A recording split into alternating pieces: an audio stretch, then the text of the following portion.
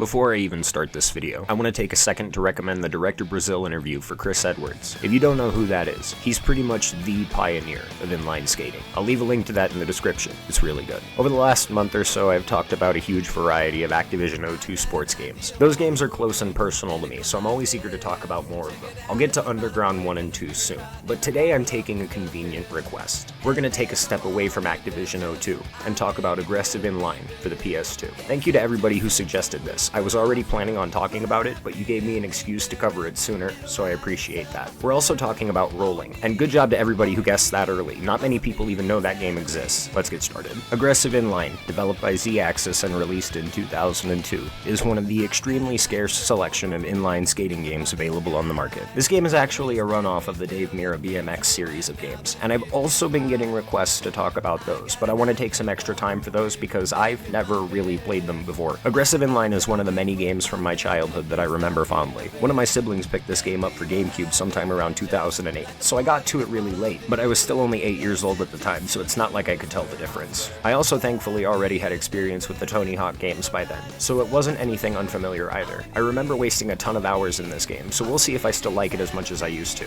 The career mode in Aggressive Inline is actually the very first of its kind. This game often gets compared to the Tony Hawk series of games, mostly because of how it feels to play. But Aggressive Inline actually did a lot of things before the Tony Hawk series did, albeit only a little bit. Like the Tony Hawk games, Aggressive Inline will have you going from map to map completing goals to move on, but unlike the Tony Hawk games that had been released up till this point, there's no fixed time limit for a run. As long as you're maintaining your juice meter, you can career free skate at your leisure. You can upgrade the juice meter by picking up a juice carton in each level too, so that's helpful. Some goals need to be started manually in order to play them, but most of them can be done just by skating around and doing stuff in the level. Around each level you'll find these juice box pickups that can be used to easily keep playing if you're prone to falling down a lot. This open-ended career structure was also used in Pro Skater 4, but Aggressive Inline came out almost 5 months earlier. So the reality here is that even though both games have career free skate, neither of them copied each other. Their development windows would have made it actually impossible to copy what the other was doing. And that makes the design so much more interesting. It seems like everybody who wanted to make the formula better was trying to make it bigger and more open, whether they were the Tony Hawk devs or the Dave Mirra devs. The goals themselves are a few familiar ideas, but there are way more creative ideas here than there are familiar ones. This game will have you airing over specific gaps with certain things, or using certain rails in certain ways, or just getting to an object like inside of one of the bowls, or destroying things by doing a specific trick with an object. One of the more surprising things about coming back to this game is just how absolutely massive it is. There are a ton of goals, and completing them unlocks even more goals, so there's a really heavy variety of things to do. One downside to this is that it takes quite a bit of time to move on from one map to the next, but the plus side is that it never gets boring or repetitive. The goals keep fresh for the bulk of the game, and I appreciate the effort that went into varying their designs. Gameplay time. Based on the footage you're seeing, the easiest comparison is Tony Hawk's Pro Skater. They do share a lot of similarities, but it's a lot like how Grind Session is similar to Pro Skater 1. The game takes the ideas that are proven to work, and it twists them into some of its own ideas that are completely unrelated. But Aggressive Inline does it way better. It takes a little bit away from its BMX roots in that you can't spin by holding left or right on the D-pad. Instead, you have to use the left and right shoulders to spin, and the D-pad will drift you through the air. There's also no dedicated button for spine transfers. Going over a spine will automatically trigger a transfer. There's no bigger jump, but I constantly try to boneless anyway just because it's a habit. The triangle button triggers a grind like you would expect, and the square button does flips and grabs, so what does circle do? Well, circle is the button for level out, for some reason.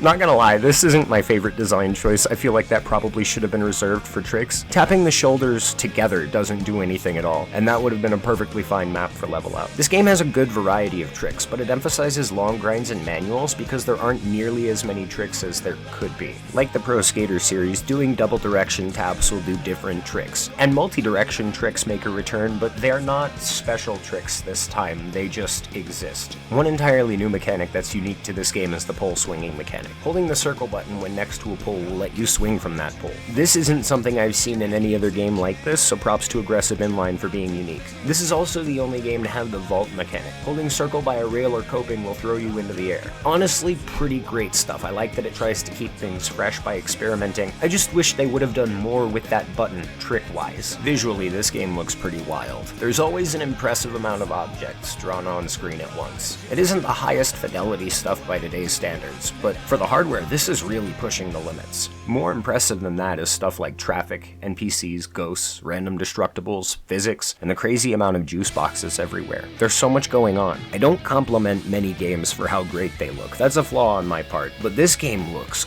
great. It's also timeless, with a lot of stuff emphasizing a good blend of style and realism. Speaking of style, the map design in this game is amazing. All of the levels are huge, and they can be made even bigger by doing destruction goals or by finding keys hidden between levels. I really like that idea. I think the game suddenly becomes a lot more replayable when you find a key in one level that opens a secret area in a completely different level. That kind of incentive to go back is really another unique feature about this game. The size of each map is tremendous, even without the secret areas, so you can really feel that they want you to keep playing. The devs wanted to provide the player with a lot of game that they could play for a really long time, and they did what they wanted. I sunk a ton of hours into Movie Studio and Boardwalk when I was a kid, and I maintain that those two maps are the best of the whole set, but they're all damn good. There isn't a single map in the lineup that does anything bad that I can think of. Do I think they're the best maps in any game like this? No. I still think the Neversoft Tony Hawk maps from the later series are better, but that's subjective. If somebody told me that any of these were their favorite maps to skate around in, I would be like, yeah, I understand that. The last thing I want to talk about is the soundtrack.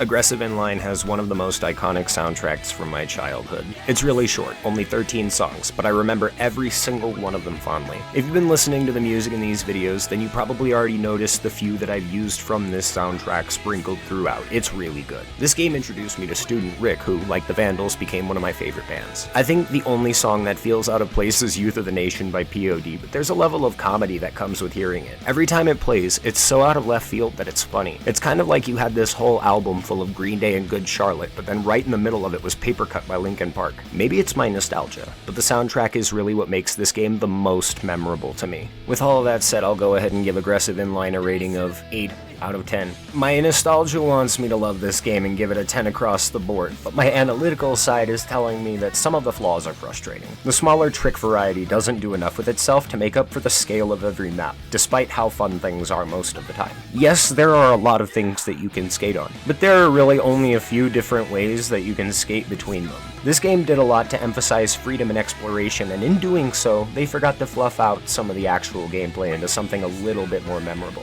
I actually forgot how this game felt to play because that isn't what I remember the most about it. What I remember the most is the soundtrack, and how I looped that needlessly for hours. That doesn't mean it plays bad at all. I would still recommend going back to it and playing it if you never have. Hell, I gave it an extra point specifically based on my nostalgia. The actual gameplay is about as fun as Pro Skater 2. Still fun, not my favorite. Next game up, Rolling, developed by Rage Software and released in 2003, is a European exclusive inline skating game. You've probably never heard of this game before, and I don't blame you for that because the development studio that made it went bankrupt shortly after its release. Yikes. That being said, the dev team had a lot of experience making games of every different genre, and you might recognize them from their work on the Sega Saturn port of Doom. Being a Doom dev is always a bonus. This game had one major disadvantage working against it before it was even released. In the marketing, this game was touted as the most realistic inline skating game ever made, and there was a lot of pro involvement to make sure that it met a lot of the realism requirements, but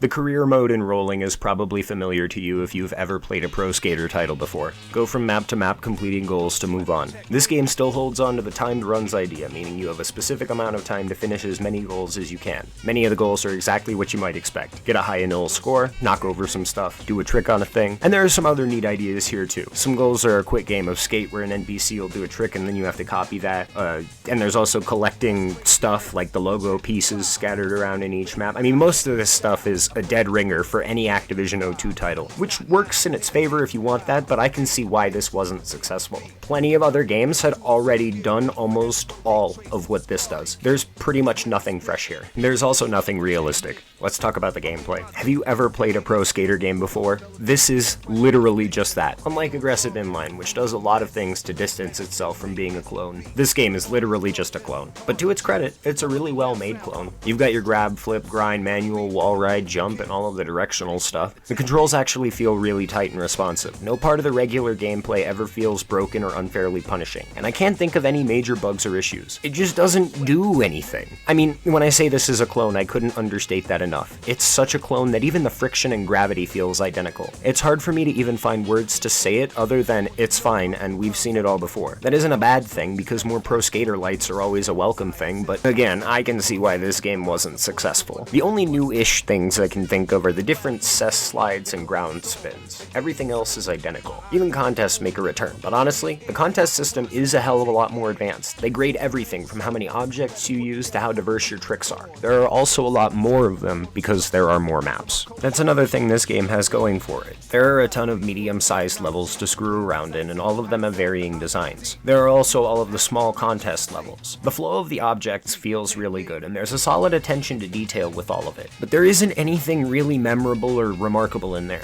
This is a classic case of quantity over quality, but where the quality is actually pretty good, it just needed some more style. Because of the emphasis on realism, there's a lack of any super big air spots or anything like that, despite the high wires everywhere. There are high ground spots and long rails, but it feels like these maps would be better in a game like Skater XL, where you've got the simulation mechanics to make it more interesting. The levels don't fit as well with the arcadey vibe of the gameplay, and that's unfortunate. Like I said, the maps are good, and there's a good variety, but I don't think there's anything top tier. The soundtrack is another shining spot. It's exactly what you would expect. There's a good collection of stuff that you might find on an Inline Skater's MP3 player, and it all fits in well with the vibe. Games like this often have great soundtracks, even if they aren't the greatest games ever made. But this one is pretty good. I just wish it was longer. It's only 9 tracks long, and considering there are 20 levels to play, the music variety is gonna run out long before the game is over. Last, the visuals. This game actually looks pretty good. The skater models are of the time, but the maps look like they would fit in with stuff that came out years later. The lack of any art style mixed in is kind of a bummer, because the old games that opted for realism usually looked pretty bad. But it isn't such a bummer that it ruins the game or anything. It's nice to look at. It's exponentially better than some of the literal garbage I've played lately. At the end of everything, I'll go ahead and give Rolling a 6 out of 10. Rolling is a good game. It's surprising and impressive, but it's also very mid.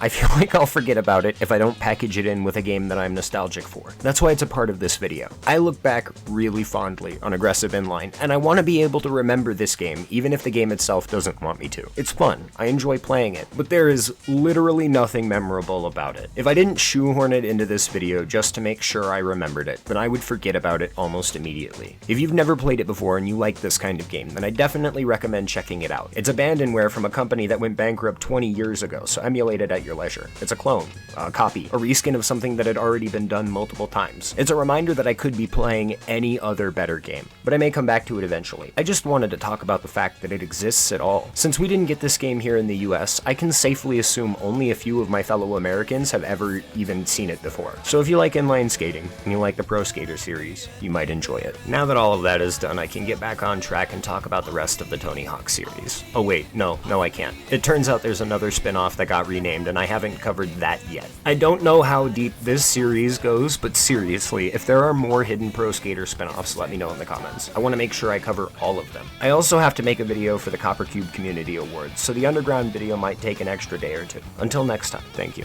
and have a nice day.